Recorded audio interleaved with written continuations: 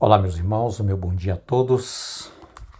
Nós estamos na nossa sala mais uma vez para o estudo da Palavra de Deus. Sejam muito bem-vindos. Nós hoje vamos estudar, nesta terça-feira, o teste divino, uma lição importantíssima para nós. Certamente nós temos aqui algumas aplicações importantes que devem ser exemplo para o nosso seguimento nos princípios e mandamentos de Deus, ok? Hoje nós vamos estudar o Salmo capítulo 81 e também o Salmo 95 e o Salmo capítulo 105. Convido você neste momento a fechar os seus olhos para nós falarmos com Deus em oração. Nosso Deus amado, bom Pai, graças nós rendemos ao Senhor por este privilégio e oportunidade, embora em mérito como nós somos, mas ainda assim a graça de Jesus tem sido grandiosa, o amor de Cristo tem sido grandioso sobre cada um de nós. Nós o pedimos ao Espírito de Deus, o Espírito Santo do Senhor, para que nos dê entendimento desta lição que é muito importante. Em nome de Jesus oramos. Amém. Queridos, o título da nossa lição, o teste divino. E aqui no capítulo 81, no capítulo 95 e capítulo 105 é a mensagem que nós vamos meditar na palavra de Deus neste momento. Tá? Aqui o salmista diz assim, olha, Ele é o nosso Deus e nós somos ovelhas do seu pasto. Hoje, se ouvires a sua voz, não endureça o vosso coração, como em Meribá. O que nós devemos aprender aqui, queridos? No Salmo 95, o salmista pede para que nós devemos olhar para Deus como nosso Deus. Como é que nós devemos entender, queridos, Deus como nosso Deus? A grandiosidade de Deus, a sua grande infinidade,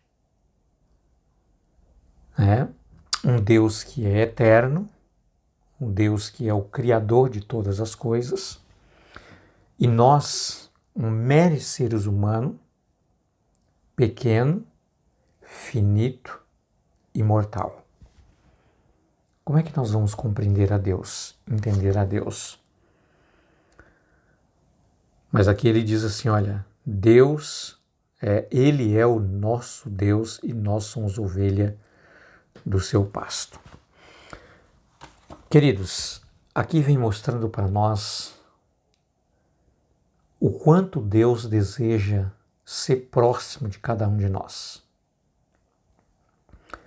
O quanto Deus deseja estar bem perto de cada um de nós. Ele se coloca na posição de um pastor que guia as suas ovelhas. Embora Deus é o nosso Criador, é o Todo-Poderoso que tem o universo nas suas mãos,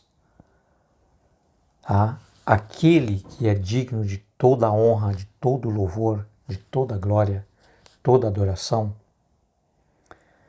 Mas esse grande Deus, queridos, Ele tem um amor extraordinário, imensurável por cada um de nós.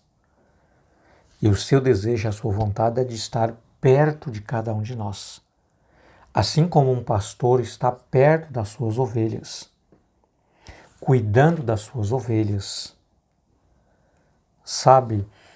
curando as feridas das suas ovelhas, levando as suas ovelhas ao pasto para que elas possam pastar. Então, esse pastor que está assim tão próximo, conhece bem de perto as suas ovelhas, pelo seu próprio nome, assim é Deus conosco. Assim é Deus, o desejo de Deus de estar bem perto de cada um de nós. Então, queridos, nós precisamos entender, compreender e aceitar essa oferenda de Deus de estar perto de nós. Como se Ele estivesse dizendo assim: meu filho ou minha filha, eu quero estar perto de você. Eu quero ser o seu pastor. Eu quero curar as suas enfermidades, as suas feridas, sabe, os seus traumas, sabe, quem sabe aí o seu problema que você acarretou desde a sua infância, quem sabe pelo abandono dos seus pais, quem sabe pela a falta de cuidado ou carinho, de quem mais você esperava ser protegido ou protegida, e isso lhe trouxe um trauma muito grande.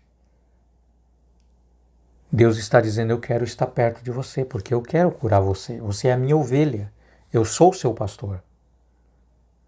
Então eu quero estar guiando você. Sabe, é eu que quero prover tudo o que você necessita para o manter da sua vida, porque eu sou o seu pastor. Que coisa extraordinária, né, queridos? Que coisa linda. Temos um Deus, sabe, que é incompreensível. Jamais a nossa mente tão pequena e finita vai entender a Deus. Nunca. Mas nós podemos aceitar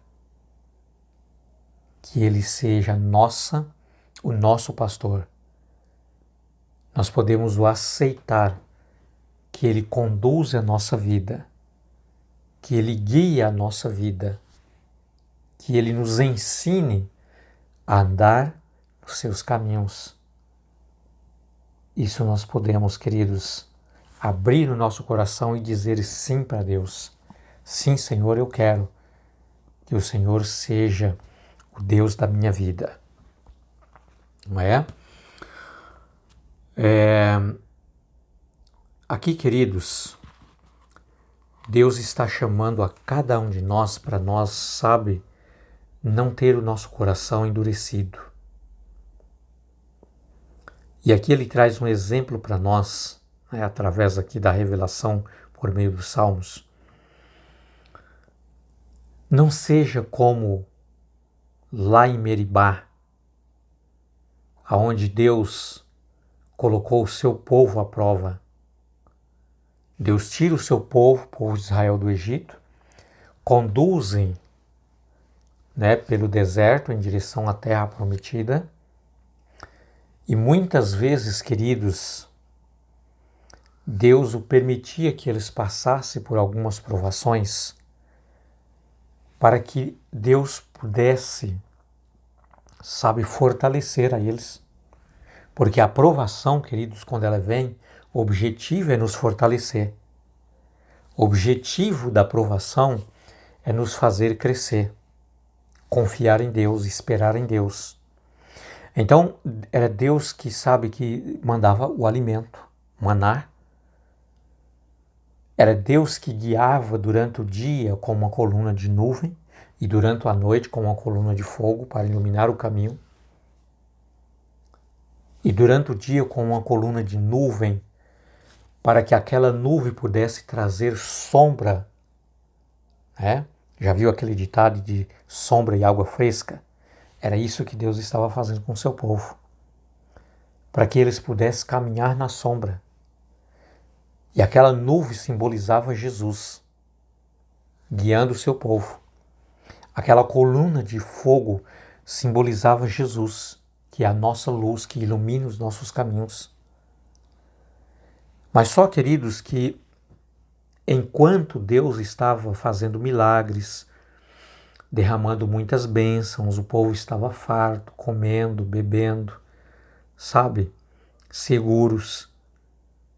Então Deus para eles era a melhor coisa. Deus era Deus, não tinha mais ninguém. Mas quando Deus colocava a prova, e por exemplo ali em Meribá, quando Deus deixou que a água terminasse, a água acabasse para experimentar quem era aquele povo, não porque Deus não conhecia, mas para que eles mesmos pudessem ver quem eles eram.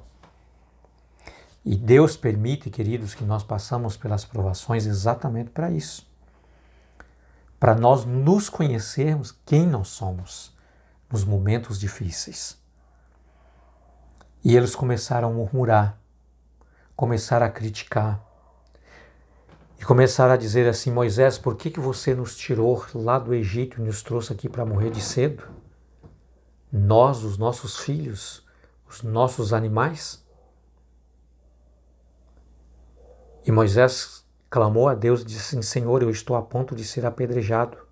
O povo está furioso, enraivecido, porque eles não têm água. Queridos, muitas vezes nós colocamos Deus à prova, não é verdade? Nós perguntamos para Deus: olha, Senhor, se o Senhor realmente é Deus, faça isso para mim. Faça esse milagre, sabe, por o meu, essa pessoa que eu estou orando. Se o Senhor for realmente Deus, abre uma porta de emprego. Não é assim que muitas vezes nós colocamos Deus à prova? E por que nós não queremos que Deus também nos prove? Mas aqui, queridos, o salmista está dizendo: não endureça o vosso coração como os vossos antepassados. Aquele povo, aquela geração que saiu ali do Egito, queridos, quase 2 milhões de pessoas. Daquela geração, nenhum deles, com exceção de 2 pessoas, entraram na terra prometida. Só Caleb e Josué e os seus descendentes. Ninguém mais.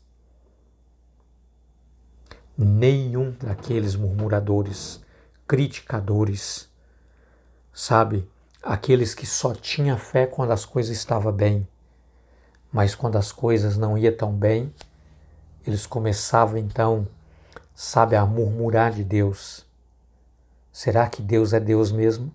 Será que Deus não nos abandonou, não nos deixou? Não endureçais os vossos corações, se hoje ouvides a sua voz. Queridos, abre o seu coração para Jesus. Diga para Jesus o quanto você o ama e o quanto você deseja que Ele conduza a sua vida, que Ele seja o seu pastor e que você seja a sua ovelha. Que Deus seja louvado na sua vida e que Ele te abençoe. Que Deus esteja conosco cada dia e que Ele nos livre deste mal de endurecer o coração. Que Deus nos ajude. Desejo a você mais uma vez um bom dia e se Deus quiser amanhã estaremos de volta com mais uma lição. Até lá.